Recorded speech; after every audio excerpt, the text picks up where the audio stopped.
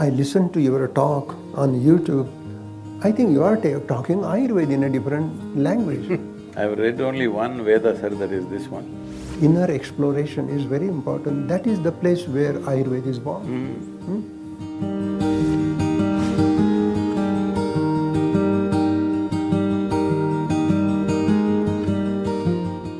Namaskaram, all of you. Namaskaram. Everybody looks like a bank robber, I don't know who or… So the Ayur Prana is doing great work in the field of Ayurveda. They create Ayurvedic herbal product. We bring raw material from India, organically grown, no chemical pesticides, no chemical fertilizer. Then we test it here, see that there are no toxic heavy metals, arsenic, mercury, lead. And such a good work. They create churna, which is powder form, siddha tailam, medicated oil, siddha ghrutam, medicated ghee, gutika, vatika, tablet. And boy, this Bani and botanical and Ayur Prana, they are doing very good work in the field of Ayurveda. And so that Ayurveda is becoming quite popular in the Western world, both in America, England, Germany. An amazing thing, there is so much hunger for Ayurvedic clinical approach.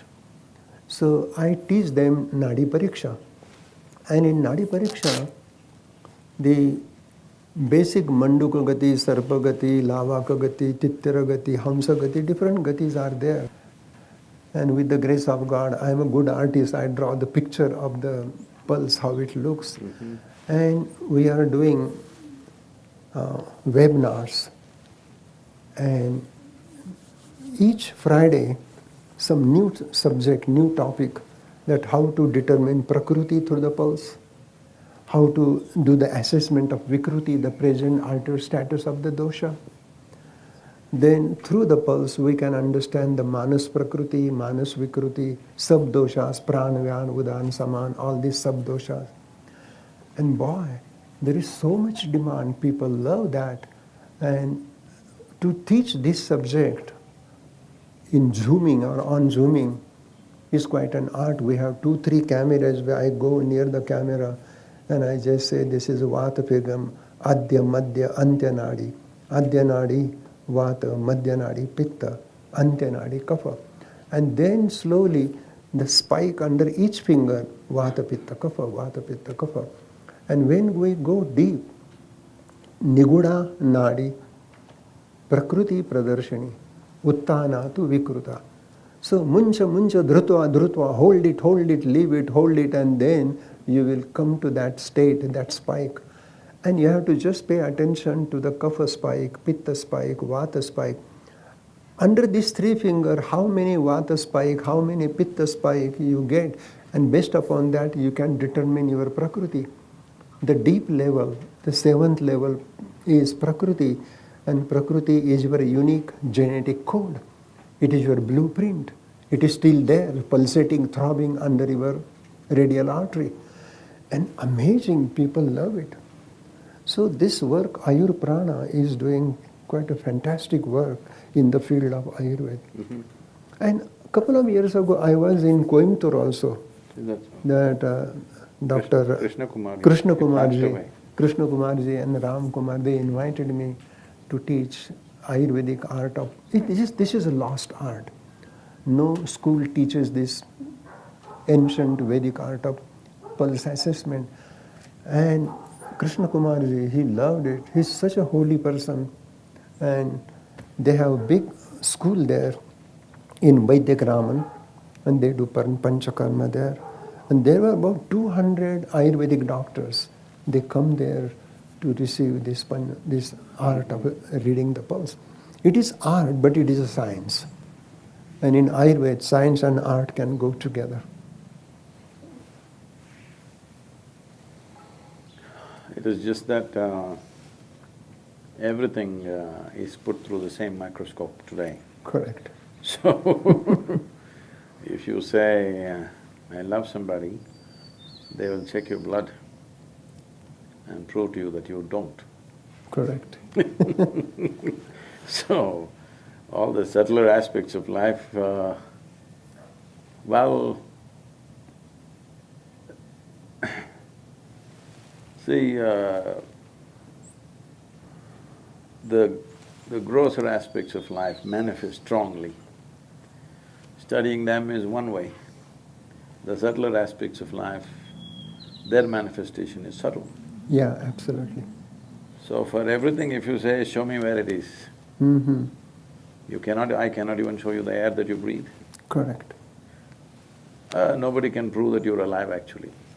There is no proof that there is life here. The heart is beating, but time will come when they will make the dead body's heart beat. It's not far away, I'm saying, they can pump the blood, they can make it work. So, there is no proof that we are alive either. So in a way, this… for everything gross physical proof will lead to a point where it's already happening, where life is not valuable, only the structures that we build is valuable. The fundamental life itself is not valuable. We are forgetting everything else that we built, the house that we built is only an accessory to our life. The clothes that we wear is only an accessory to our life. Correct. But these things have become bigger than life itself. Absolutely. That's the… So in a culture and atmosphere like that right now, it needs to get to its peak and go down. Absolutely. Till then, it's hard to convince people about the subtler dimensions. Beginning to happen, but still it's not mainstream. That's beautiful. This is so with Ayurveda, this is so with almost every aspect. Every aspect, right. And also, there is a… like we've been running a small manufacturing unit on an experimental level and also producing something to keep it going. So our work has been last 25 years to bring batch integrity to Ayurvedic medicine. It's simply not possible because the leaf that's plucked in the morning and in the afternoon it's different, seasons are different.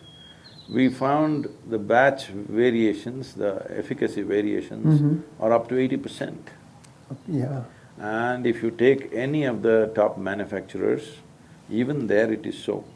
But today people are asking for batch integrity, like a chemical process, where every batch can be the same in a pharmaceutical. In Ayurveda and Siddha, it depends on the season, it depends on the rainfall, it depends on the sunlight, it depends whether you did the grinding in the morning or evening. Yeah. You can't do it whichever way you like. So, we are doing something very small, very, very small, but super effective. But when we try to expand it, it loses its thing. So we kept it very, very small. Now there is work going on to build a 1200-bed integrated hospital, which has both allopathy and this, because otherwise I find…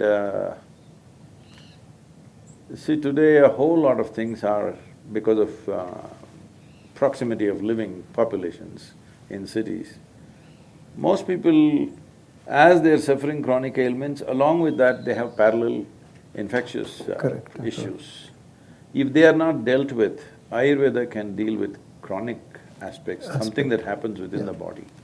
But where an external invasion has happened, you need some chemical warfare. Correct, of course. So trying to bring this thing, we are calling this as integrated health solutions, where Siddha, Ayurveda, allopathy, Unani and naturopathy and yoga all mixed together according to each person, mixing it in the right context.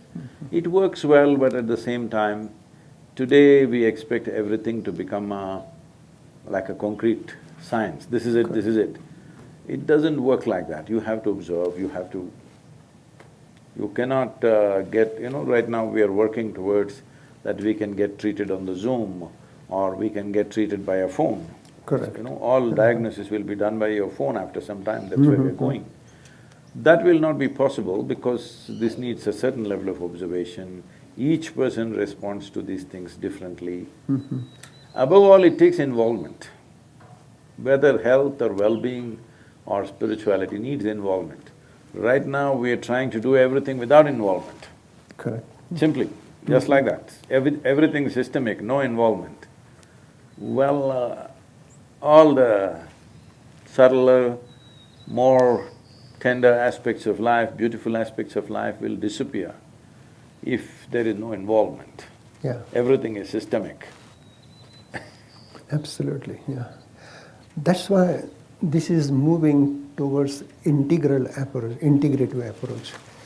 And even in Arizona, there is a integrated medical schools, and they are doing research.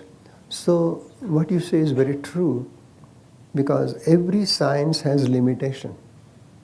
Allopathy is very good for acute emergency, but once that emergency is over, then Ayurveda can help to take care of chronic ailment like rheumatoid arthritis or gout or even ascites. In all these disorders, Ayurveda has a good approach.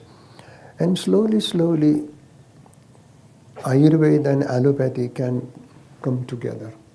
Ayurveda will come to the mainstream, but it will take time. Yeah, more a holistic approach is definitely needed. Individual doctors, a few of them are doing it. On the larger level, I don't know where it'll come together because Right. they're moving in divergent ways. That's also possible. Because the basic thought process of entirely depending upon technology and everything is kind of an absolute. Well, health is not an absolute thing. Right. You may be healthy now, in the next 5 minutes you may not be. Yeah, it is relative. It just varies, it's the nature of how life happens. So, these absolute things about you tested my blood in the morning and everything is fine with me, but I may be dead by the evening. Oh, yeah. So many people do, I'm saying. Yeah. So, this absolutism needs to go and we need to look at life with a more holistic and a more gentler approach, which needs lot of Correct. cultivation and new kind of civilization. When I say new kind of civilization, right now our idea of civilization is that we dominate everybody and we are civilized. No, idea of civilization is there is no need to dominate anyone, that is civilization. That is correct. But unfortunately, we think the other way around. When Mahatma Gandhi was asked by someone, what do you think about the Western civilization? He said, it's a good idea. This is not me, it's him. Because we are misunderstanding domination as civilization. The fundamental of civilization is, there is no need to dominate anyone. It doesn't matter, somebody is weak, somebody is strong, somebody is young, somebody is old, somebody is male, somebody is female. You don't have to dominate anything, even other life around you. Absolutely. That's civilization. But right now our idea of civilization is putting a stamp, our stamp on everybody's face. Tell us whatever you can speak about Ayurveda. I'm an ignorant person on this things. So… No, Ayurveda is individual's medicine. Ayurveda treats every individual separately. In modern medicine, they do statistical observation, what is common in 100 people. Based upon that normality, they try to judge the individual. But Ayurveda has a unique approach in the sense, pinde pinde matiri bhinnaha or pinde pinde prakrutiri bhinnaha. So, Ayurvedic approach is more prakriti vikruti paradigm. Perhaps one person will handle aspirin because he is kapha, but pitta person will be very super sensitive to the aspirin, it can create severe reaction. So, Ayurveda says that to to understand the individual and then treat accordingly based upon his prakriti, vikruti, environment, lifestyle. All these have great significant value. And I listened to your talk on YouTube. I think you are talking Ayurveda in a different language. So if you say, I don't know Ayurveda, that is your greatness, but you are talking great principles of life, which is coming from ancient Vedic wisdom, Rig Veda and Atharva Veda. So Ayurveda is a way of life, I've read living only in one. harmony. I've read only one Veda, sir, that is this one. That's correct. I didn't read anything else. Other four I didn't read because I'm too illiterate for those. That is Atma Veda. Atma Veda is the mother of all Veda. So I don't have the burden of four Vedas sitting on my head. Correct. I respect them, Uh-huh. but I just read this and it's kept me busy. No, actually, Veda is born in the heart of Rishi. They observed it, they saw it, and they wrote it. No, that is a thing right now in the world. Yeah, right. If you say, if this happens to me all the time, if I say anything, they ask, where is it written? Right. Then I say, you write it, man. Because if you have so much value for written word, you write it. Mm-hmm. So, this whole thing of the so-called educated and scholarship is, if something is valuable, it must be written, not realizing it was written by some human being out of his realization or observation or whatever he saw right there. So, it's not that we don't have respect for the written word, but we must understand that unless in every generation we produce human beings who are beyond the written word, who know from where the written word comes, from what basis, then written word will become very dogmatic and become like a dogmatic religion. People will start enforcing it in a few generations forcefully. Then they will say, you are pitta, so you must be beheaded. I'm saying I'm saying it'll happen. Yeah. For all kinds of things, people have been beheaded, isn't it? For all sorts of All sorts of. So, it's very important that every generation we create people who understand the basis of the written word, not just the written word. Correct, right. Students will understand the written word, but there must be somebody who understands the basis of from where the written word comes, from what basis. So, I think Ayurveda needs to do work on that aspect. Correct. From Vaidyas who are invested in it completely, their life was invested in it. Today they're going to college for 4.5 years and becoming Ayurvedic doctors, which I feel is not going to work for this kind of science. Correct, correct. This is not that kind of science, this needs self-observation beyond anything. How your own system works. If I don't know how mine works, how do I know how yours work? I'm saying right now, this is our medical sciences, unfortunately. How many doctors are healthy? It's a big question mark. Correct, right. So, it's very, very important that there has to be a certain, at least a small percentage of people in every generation who know the basis of the written word. Otherwise, just the written word will create a dogmatic process that it'll no more be a science, it'll become like religion. Correct, right. What I say is right. If you don't agree to what I say, you must either die or you must disappear. This this has been the approach, unfortunately. So, producing those people like you with experience, in some way you must inspire people not just to become teachers, instructors, practitioners, but to imbibe the fundamentals. So that is also basic concept of Ayurveda, to know yourself, what you are. Self-knowing is the foundation of life. If I don't know myself, what is my prakriti, what is my vikruti, how thinking happens, how reaction comes, how emotion take place, this whole inner inquiry, inner exploration is very important. That is the place where Ayurveda is born. How will you live long if you don't know how to think and feel? Absolutely. People are thinking themselves to death. They're not working themselves to death. Most of them are thinking themselves to death. Correct. We are really happy I'm from Maharashtra and my mother tongue is Marathi. And in Marathi there is a saying, Sant eti ghara, tochi Diwali ani Dussehra. Means when saintly person like you come home, that is really Diwali. And this is Dussehra, a Diwali, they have you said celebrated Dussehra, right Diwali. now it's Dussehra only. Yeah, Dussehra. Dussehra. Because this Diwali and Dussehra, the 10 doors of perception, Pancha Jnanendriya, Pancha Karmendriya, and all these sensory perception, motor action, if we bring harmony in that, it is really that Dussehra. And Diwali is the festival of light. And you are the light, and light is within you.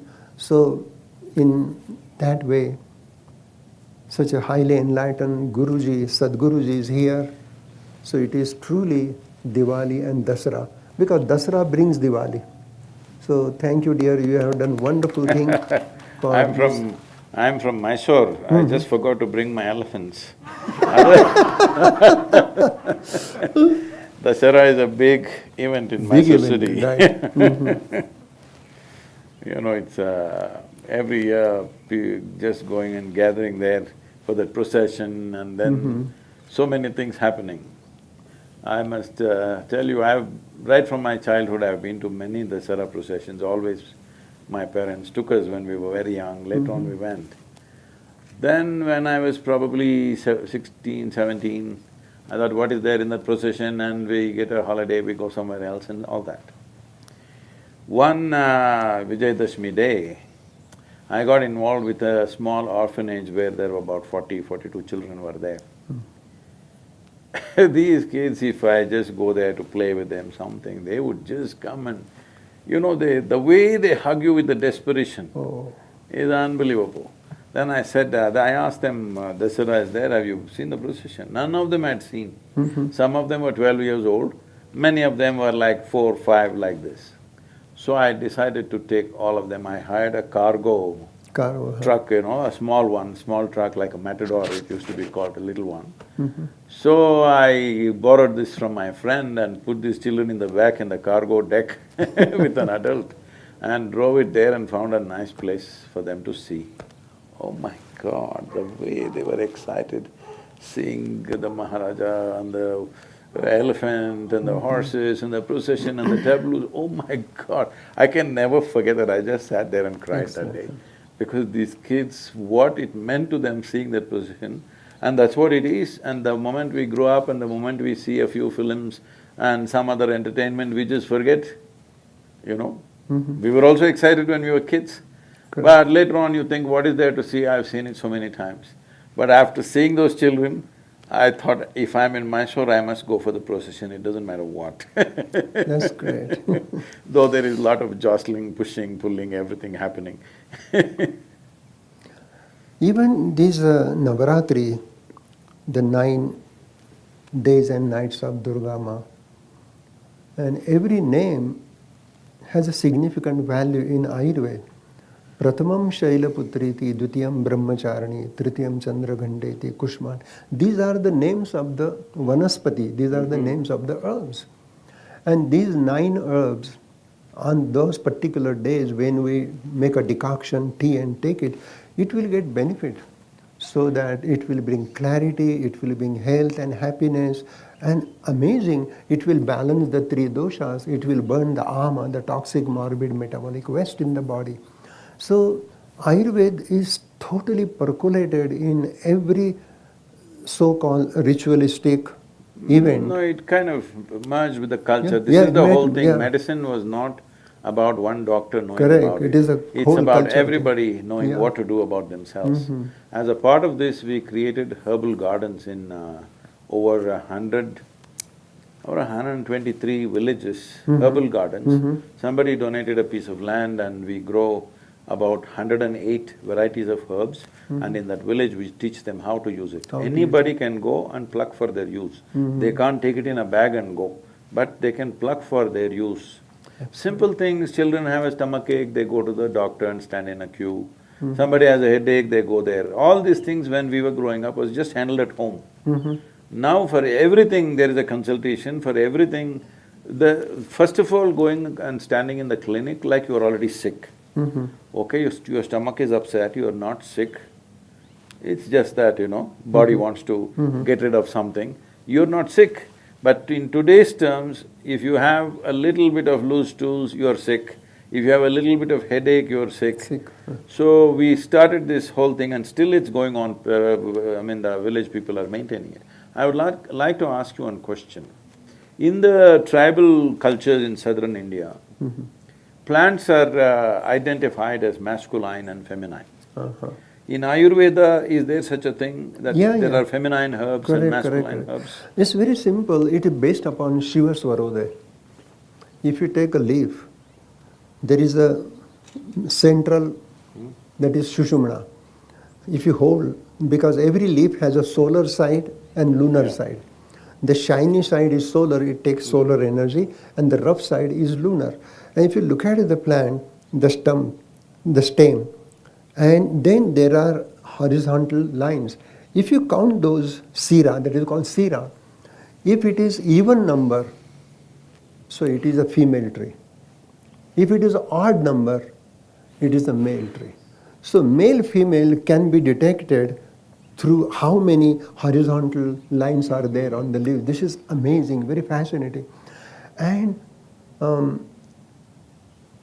Rasa Virya Vipak of the plant, Rasa is the taste, Virya is the energy, heating and cooling, and Vipak is the post-digestive effect. And then Prabhav, Achintya Virya Prabhav. Prabhav is the action on Pilupak and Pitharpak. Pilupak is happening at an atomic level to the cell membrane. And Pitharpak, Pitar means parents, which is the genetic factor. So the herb goes up to the genetic factor onto the RNA, DNA level. So this is very interesting that male plant and female plant we can detect just by looking at this. Shiva Swarodaya is another wonderful science of Surya Swara, Chandra Swara, Ida, Pingala, Shushumna. And even in every plant there is a Ida, Pingala, Shushumna. So Ayurveda is really talking about male trees, female trees.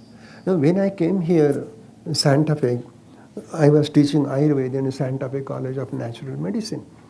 And there were so many here Native American herbs, chamomile, comfrey, angelica, even they use Krishna Kamal, which is passion flower.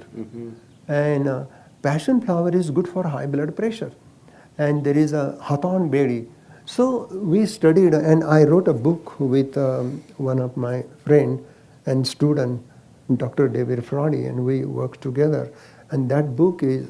I know Dr. Fraudy, we've had So we were working together in Santa Fe. And that book, we have explained Ayurvedic herbs and Native Indian American herbs. And they have incredible healing power. But we study them through Ayurvedic basic principles of Rasa, Virya, Vipak and Prabha. And that book is very popular now here. So, male and female energy, Shiva Shakti, Purush Prakriti, Yin Yang, Ida Pingala, it is there in the plant.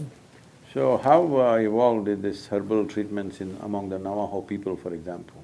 How evolved is their treatments of herbal medicines? These Navajo people, they do the pestle and mortar and they collect the herb and they grind it and make a decoction, make a juice or make a tea, herbal tea. But they have very spiritual ceremony. And they make a fire ceremony and they bring the herb and they use the herb. So their approach is very spiritual. And along the same line, there is a great spirituality in Ayurveda also. Because they are calling their whatever, I don't know, religious or spiritual leaders as medicine men. Yeah, medicine man. man. I'm trying to understand how far is the medicine going? Yeah, medicine man, they are doing that work. And in a group healing they are doing also in a tent, they call TB, and they make a fire ceremony. And the medicine man comes, there is a pipe ceremony, they smoke some herbs and they get intoxicated. It is like peyote, something like that. And it is so spiritual, but then it becomes very square because they don't have the logic how it works. And Ayurveda has a logic, plus Ayurveda has Sattvam, Atma, Sharirancha, both. No, Ayurveda is from a tropical nation, Yeah, tropical land where there are hundreds of herbs. herbs are Here there. it's a very meager Limited, what's huh? available. Yeah, yeah. So that's why I know they have that spiritual side, hallucinogenic side, all that. But in terms of actual medicine, how many herbs are there? Is it reasonably substantial? And you are right, because in India we have 3,000, more than that. Here maybe a couple of hundred herbs. The herbs here are limited, but we have plenty of herbs. Even Triphala is such a great herb, it cannot grow here. Some herbs there. Triphala is becoming worldwide wonderful herb, and it is the best for balancing Vata. Haritaki controls Vata, Amalaki, Pitta, Bipidaki, Kapha. So this Triphala itself is a rasayan, and Triphala itself is an antioxidant enzyme. It removes free radical and it gives longevity of life. So it is a rasayanam. So there are that much rasayana herbs may not be here. No, they're definitely not there. No. Except in a tropical nation. In a tropical nation, right? It is not available. Even among tropical climates, probably nowhere else there are as many herbs as there are in India, because Correct. We have for plenty whatever of reason, I mean, I have not found a logical or a scientific reason for this, but handful of soil in southern India has over 10,000 species Wow. of microbes and other things in a handful of soil. Amazing. Nowhere else on the planet it is like that. Why it is like that, what made it that way, I don't think anybody has made a study as to why it is so, but the fact is it is so. It is so, right. So, that much microorganism naturally produces that much variety of life. The people have forgotten that how we are is very related to the number of plant life, the variety of plant life there is, variety of animal life, the variety of insect, worm life and microbes that are around us, how rich it is. Right. That's how rich our life is, and that's how evolved and complex and sophisticated our life becomes. That's completely forgotten. Everybody is thinking if you eat so much protein, so much vitamin, so much this, everything is going to be okay. Well, you may grow your muscle and be there, but Correct. all the subtleties of life may disappear from your life. So, in that context, there is very limited amount of herbs here. But I'm sure traditional people somehow should have managed their health with that. Manage their health, correct, right. Even in Ayurveda they use a Shrunga Bhasma, the Harina Shrunga Bhasma. And after certain year, the antler drop out. And that Mruga Shrunga is used for cardiac complication, for diseases like arthritis, rheumatism. So then a thought came, why it is so medicinal? So then they realized that the deer eat weeping willow's bark, weeping willow's leaves. And that weeping willow is the natural source of aspirin.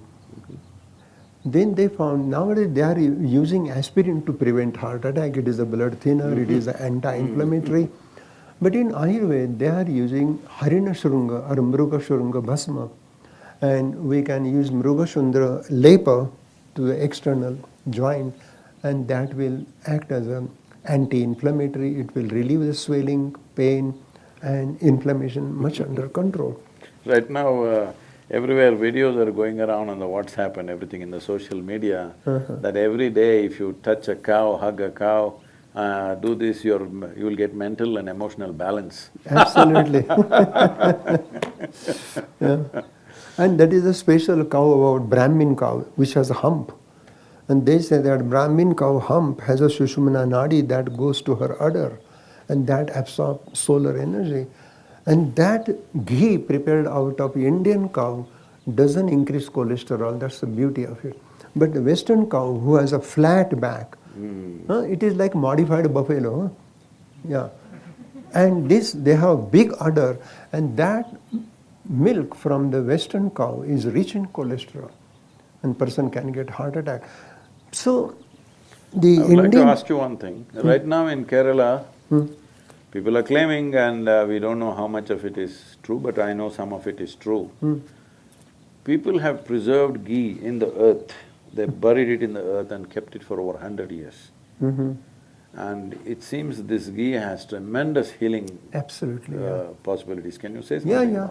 That is called Shata. Shata means 100 years.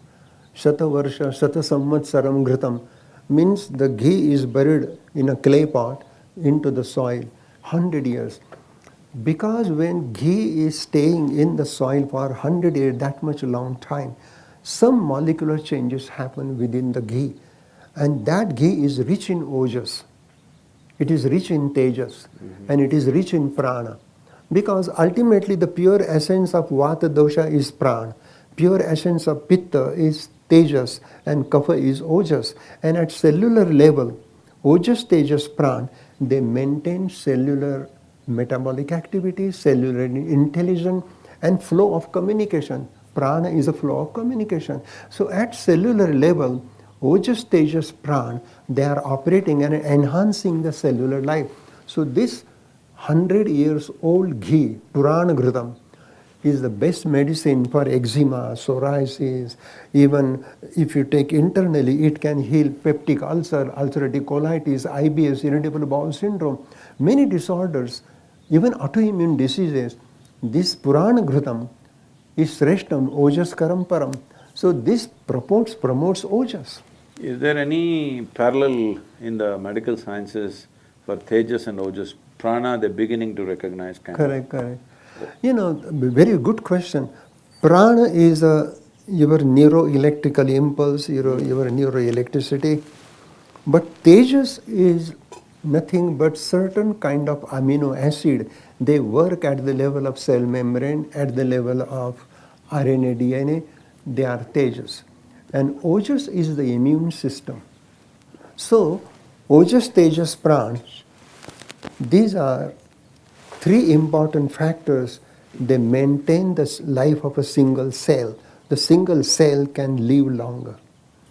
And that's the beauty.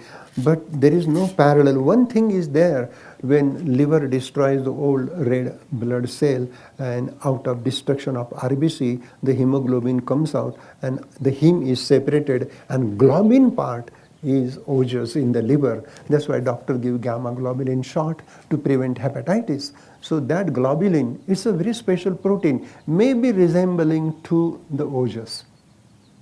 Tejas is amino acid, liver enzyme, because liver is a seat of 5 bhutagni. Every ether, air, fire, water, earth has a agni component. Nabasa agni, the agni component of space.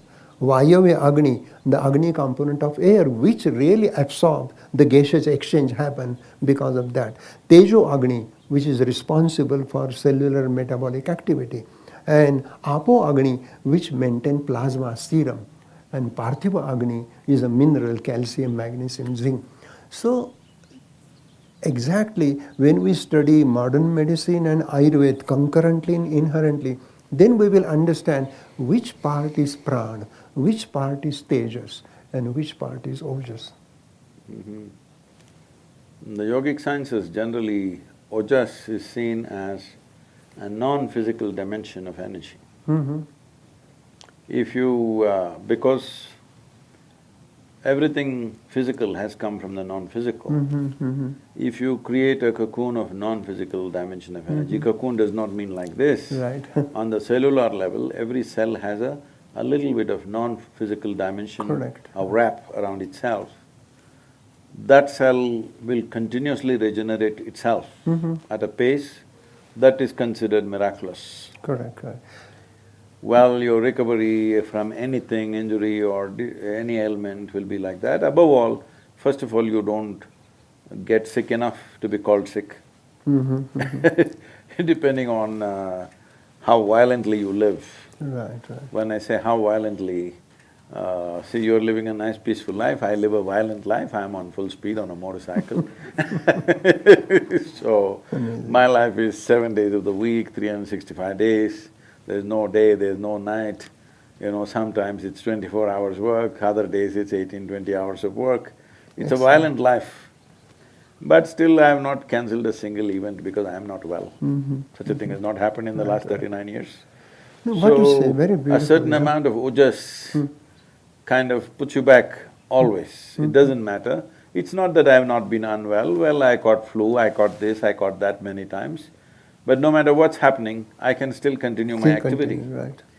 So, if what you said kind of interests me, that Ojas is that kind of energy which is not physical in nature. Right. But if you are incubated in that always, if every cell is incubated in that always, Correct. your recovery or your ability to be beyond what physical things do to you. Ayurveda says that ojas can be measured on physical level in physical term as ojosar. Then tejas can be measured. Then there is a para ojas and upper ojas. So para is superior. Superior ojas is ashtabindvatmakam param ojam rudhistitaha. So that 8 drop, ashtabindvatakam ojas, the 8 drop of superfine ojas that comes to the heart and that stimulate pacemaker SA node, then it stimulates to the AV node and to the bundle of His. All cardiac activity are governed by that superior ojas. Then inferior ojas is Ardha Anjali, which is half pint, and that is circulating throughout the body to maintain immunological response.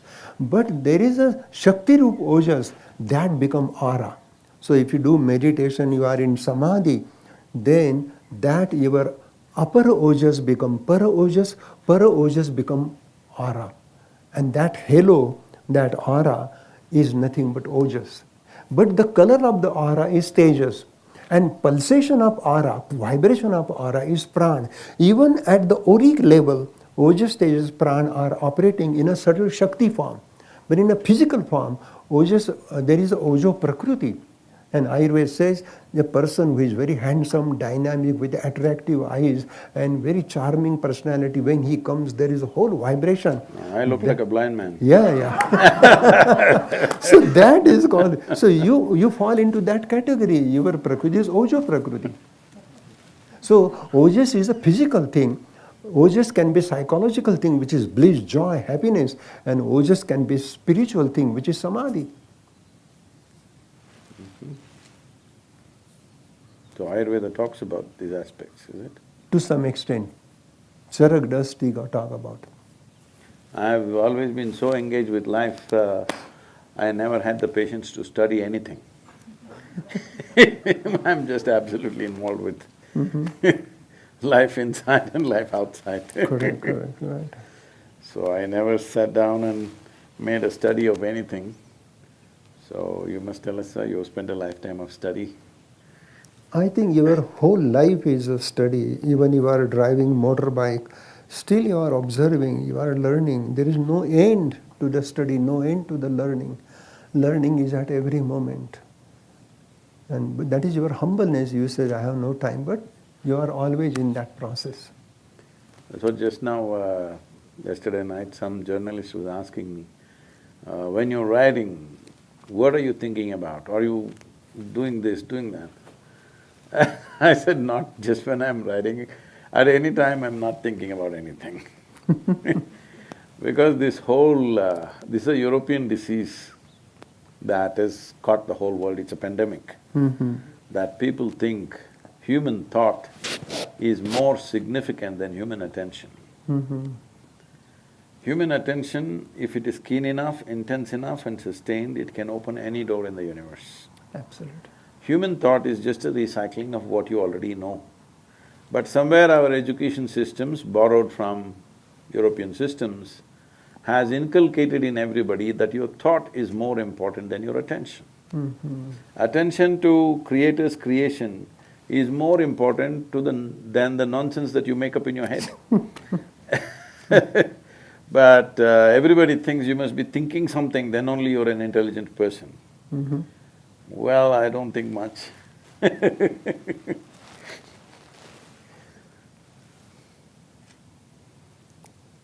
Great. That's why my face didn't become long. With age, people, will lose their joy and they become like this, they think they've become serious about it. Well, I think seriousness is the worst ailment. Because it's such a joke that you are here just for a few years. Before you, thousands of years people have lived here. Correct. When you're gone, maybe the grass will be grateful because it's getting sustenance from you because you're buried underneath. Otherwise, everybody will forget in a little bit of time and the world will be fine without you. Correct. But everybody thinks that they have become so important in this Right. universe that they become very serious. Silly little thoughts that they're creating have become bigger than the cosmos. So, I don't know, for me, life is about attention. How keenly attentive you are is how much you know of life. Because everything that needs to be created is already created. Great. You just have to be attentive and enjoy the bounty of life that's here. Absolutely. But people are trying to make up their own little world. Their idea of a world is one stupid building that they call as home and so much bank balance and 4 wheels parked in front of their house which is shinier than the neighbor's wheels. I mean, this is their idea of creation. Correct. When there is a magnificent creation all over. So this creation of my job, my family, my this keeps them busy and away from the Creator's creation, which is the worst thing that can happen to you. Absolutely. So Ayurveda, if it has to become the way of the world, not necessarily in the form that it's come from India, it can happen in so many different ways. Right. The fundamentals are right, but how it finds expression in different societies could be Correct, different. correct. If it has to happen, first and foremost thing that needs to happen is that there must be a significance for the creation above your own creation. Correct. Till then, I don't think people will take to Ayurveda, everybody is looking for a quick fix of some kind. Correct. And people are doing integration of Ayurveda and acupuncture, Ayurveda and chiropractic, Ayurveda and naturopath, and Ayurveda and allopath. Because Ayurveda is all inclusive and it doesn't mean that it belongs to India, it can belong to anywhere. So that's why you're getting me into trouble. When I said I said, if… I spoke in the United Nations and I said, if yoga is Hindu, gravity must be Christian. So, even now the people who think they're more Hindu than me are hitting me every day. Oh, wow. Because they think I gave up yoga. They don't understand if it has to become universal, its identity has to rise. Right. When first I came, people saying, oh, this is a Hindu medicine. I said, no. It's okay, just okay. Yeah. We'll manage. Ayurveda is not only Hindu medicine, it is for every religion, it is beyond religion. See, how can science be a cultural or a religious Right, identity? that's It a cannot be. limitation, yeah. So goes for Ayurveda, so goes for yoga. Yeah. Unless we understand this, then we will keep it cloistered as we have done for thousands of years. Why Ayurveda has not become the universal system of medicine when it was one of the oldest forms of medicine, with such complexity, over 100,000 formulations. Right. Even modern pharmacopoeia doesn't have 100,000 formulations. Absolutely, yeah. But it doesn't become because a constipated approach, we've not stepped out and offered. So yesterday some journalist was asking me, because every day they're on social media asking me all kinds of questions. I was standing next to an antique Coca-Cola vending machine, an old one which is not in use right now. I was in Sedona and I was telling this person, That see, if you go to any Indian village 10 years ago, everybody had heard the word Coca-Cola. Yeah. But most people did not know what is yoga. Indian villages I'm talking about, not Native American, Indian villages. Our kind of India, I'm saying. Why is it? Simply because you're constipated in your approach. If we try to push it, you say, oh, you're marketing. If all our programs are free in the villages, but we charge in the cities, oh, your business. Ray, what's wrong with business, I'm saying? Business means somebody needs something and you decide to provide that to them. And if there is no transaction, you can't keep it going. How long will you keep it going? Correct, right. It is not about personal profit, it is about making sure the activity is sustainable, isn't it? If I did this first 2.5 years when I thought, after one big experience happened, I wanted to share this. First 2.5 years, I had done business for about 5.5 years by then. First 2.5 years, I spent all my savings and did programs and programs, free programs. Then I ran out of money, then I went through a struggle, what to do, should I collect money, not collect money, because always there's a tradition that, spiritual process, you should not collect money. Then I saw when the fools come to a program without money, they're behaving like they've gone to a cheap cinema. Halfway through they want to get up, go out, smoke and come back.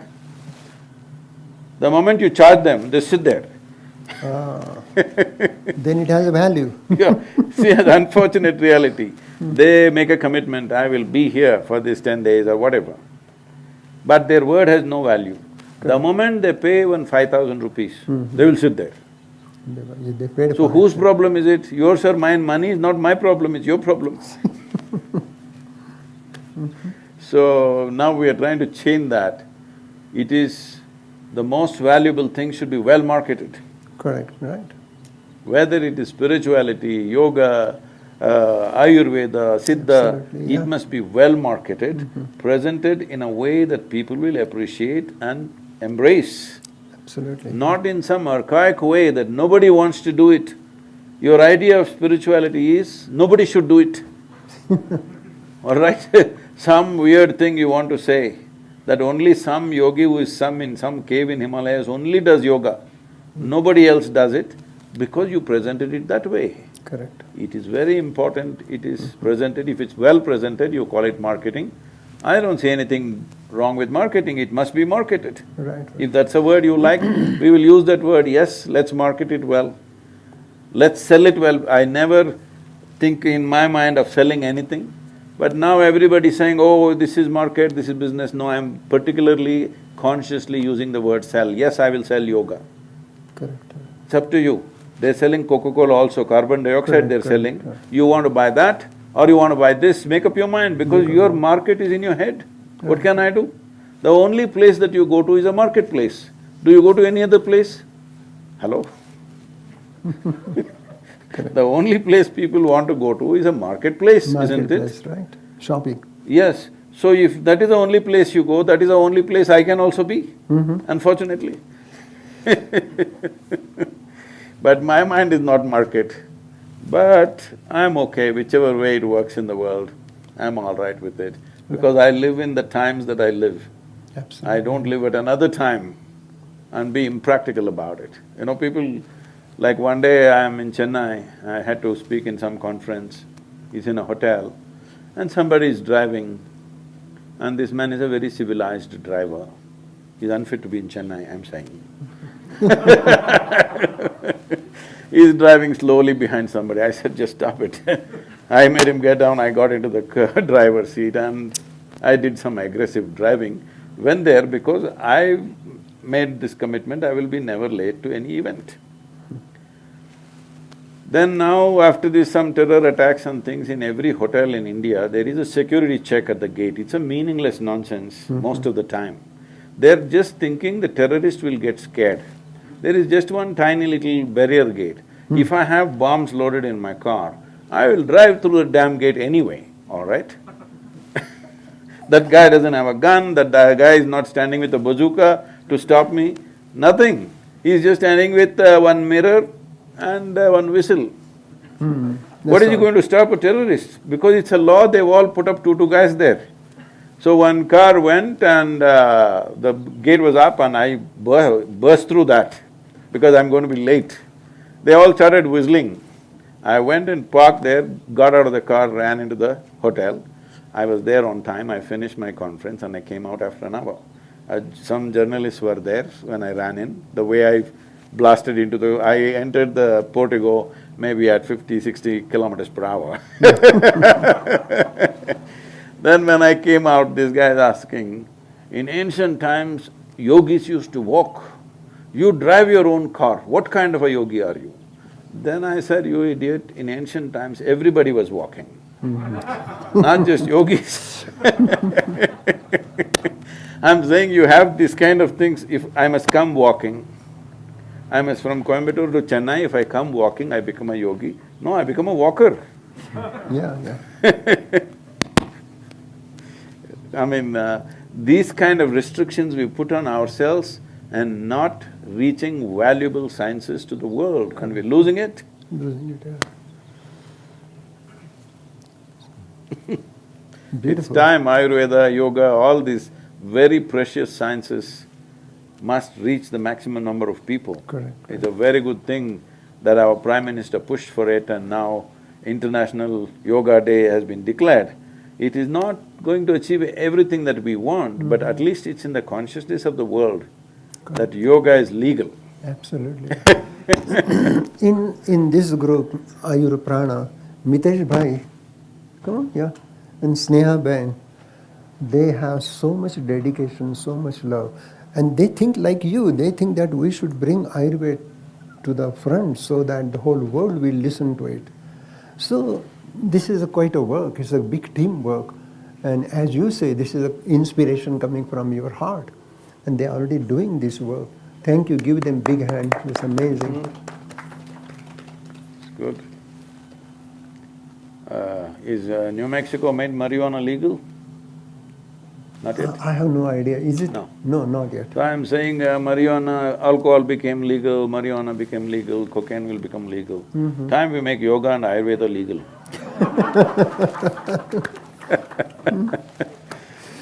Thank you, sir. I don't want to take too much of your time. Thank you.